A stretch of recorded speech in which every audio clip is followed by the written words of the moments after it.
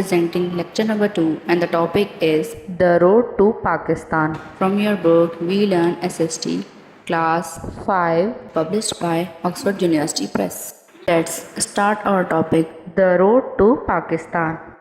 The history of Indian subcontinent is nearly 5,000 years old, during which time Muslim ruled it for 1,000 years. Indian सब continent की जो history है वो 5,000 साल पुरानी है, जब मुसलमान यहाँ पर हज़ारों साल से हुकूमत कर रहे थे.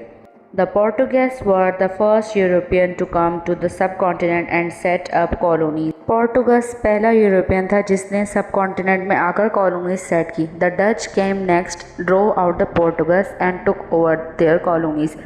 डच उसके बाद आया, उसने पोर्टुगस को हराकर colony. Meanwhile, in 1600th century, the British East India Company began trading in India. The company obtained permission from the Mughal Emperor Jahangir to build trading center at Surat, Bombay and Hooghly in Bengal. By the beginning of 18th century, they had created important trading centers in Mumbai, Madras and Kolkata, pushed almost all the other Europeans out. 1600 century में British east India company जो थी उसने यहाँ पर तिजारत शुरू कर दी India में. मुग़ल जो बादशाह था वहाँ पर जहांगीर, उसकी भी परमिशन से वहाँ पर उन्होंने ट्रेडिंग सेंटर बना दिए. सूरत में, बॉम्बे में, बंगाल की साइड इन्होंने वहाँ पर अपनी तिजारत शुरू कर दी. 18th सेंचुरी में इम्पॉर्टेंट ट्रेडिंग सेंटर बॉम्बे और मद्रास और कलकत्ता में इन्होंने बनाया और सारे यूरोपियंस को बाहर निकाल दिया. ब्रिटिश जो है वो स्लोली पावर गेन करते जा रहे थे सब कॉन्टिनेंट. उन्होंने बहुत सारी जंगी लड़ी. इस दौरान यहाँ पर इन्होंने पंजाब, सिंध और ऊद अलग कर दी और वहाँ अपनी हुकूमत करने लग गए.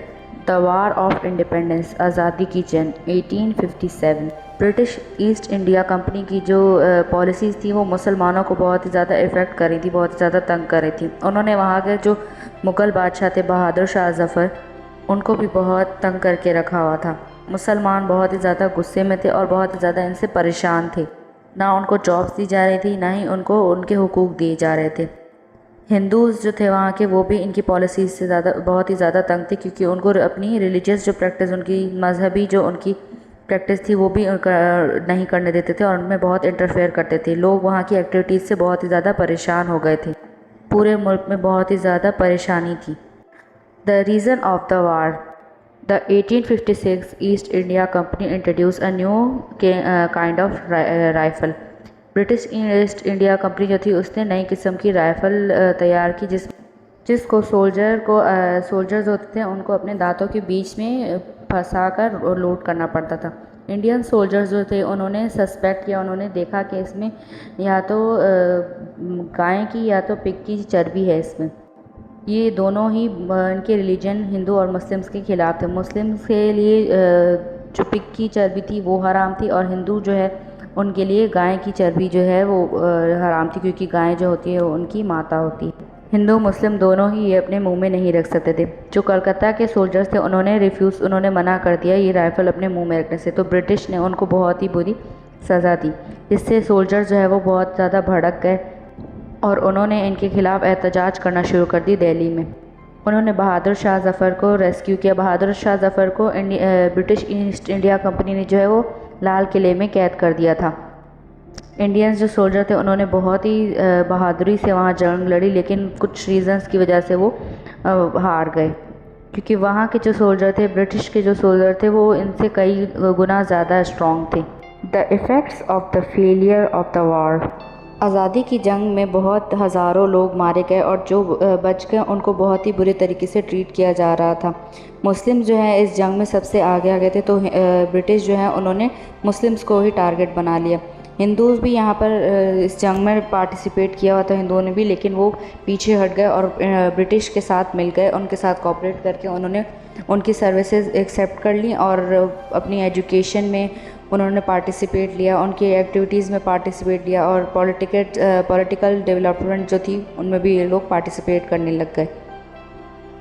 The journey towards the creation of Pakistan. जो मेन रीज़न था जंग हारने का वो ये था कि इन्होंने जंग प्लान नहीं की हुई थी और बहुत ही ज़्यादा वो ट्रेन नहीं थे. मुस्लिम बहुत ही ज़्यादा डिप्रेस भी थे कि मुग़ल जो एम्पायर था, मुग़ल जो उनकी सल्तनत थी वो ختم ہو گئی تھی، تو اس لیے برٹش جو ہے ان کو پنش بھی کر رہے تھے جو مسلمس اس میں پارٹیسپیٹ کر رہے تھے۔ سر سید احمد خان جو ایک گریٹ اسکالر، سوشل ریفارمر تھے، ان کو یہ ڈیفیکلٹیز مسلمانوں کی نظر آئیں اور ان کو یہ بات اچھی نہیں لگ رہی تھی۔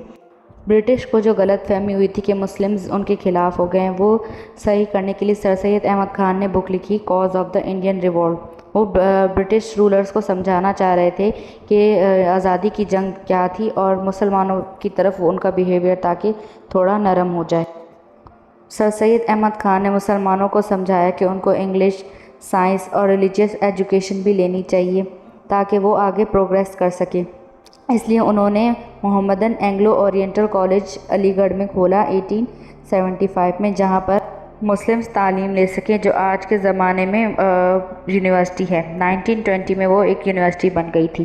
سید احمد خان نے ایک جرنل پبلشڈ کیا تہذیب الاخلاق، مسلمانوں میں پولیٹیکل اویئرنیس پھیلانے کے لیے۔ علی گڑھ یونیورسٹی میں سے بہت سارے لیڈر تھے جنہوں نے پاکستان بنانے میں بہت مدد کی، جیسے سر سید احمد خان نے انڈیا کے مسلمانوں کی آزادی کے لیے محنت کی، اسی طریقے سے اور بھی بہت سارے لوگ تھے، جیسے مولانا محمد علی جوہر، مولانا شوکت علی، علامہ اقبال، چودھری رحمت علی اور قائد اعظم محمد علی جناح۔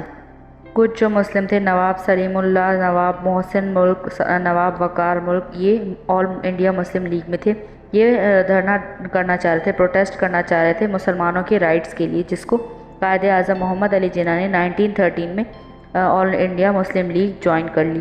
قائد اعظم نے بہت ہی زیادہ محنت کی برٹش کو یہ کنونس کرنے کے لیے کہ وہ سب کانٹیننٹ چھوڑ دیں تاکہ انڈیا کے مسلمز کو جو ہے وہ الگ نیشن مل سکے۔ انہوں نے 2 نیشن تھیوری پیش کی کہ انڈیا کے مسلمز اور ہندو ایک ساتھ نہیں رہ سکتے، یہ دونوں ڈیفرنٹ نیشن ہیں، ان دونوں کو الگ رہنا چاہیے، ان دونوں مذہبوں میں کوئی بھی چیز کامن نہیں، اس لیے یہ ایک ساتھ نہیں رہ سکتے امن و شانتی کے ساتھ، ان دونوں مذہبوں کو اپنا ایک الگ ملک ہونا چاہیے۔ دا پاکستان ریزولوشن 1940، مسلم لیگ جو ہے ان کا اینول سیشن ہوا لاہور میں 21 سے 24 مارچ تک 1940۔ 23 مارچ کو قرارداد پاس ہوئی کہ جس کو اب پاکستان ریزولوشن کہا جاتا ہے۔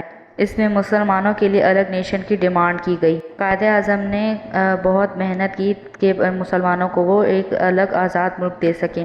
1947 میں انہوں نے UK کی گورنمنٹ کو ایگری کر لیا کہ سب کانٹیننٹ کو ڈیوائڈ ہو جانا چاہیے 2 انڈیپینڈنٹ کنٹریز میں، 2 الگ آزاد ملکوں میں۔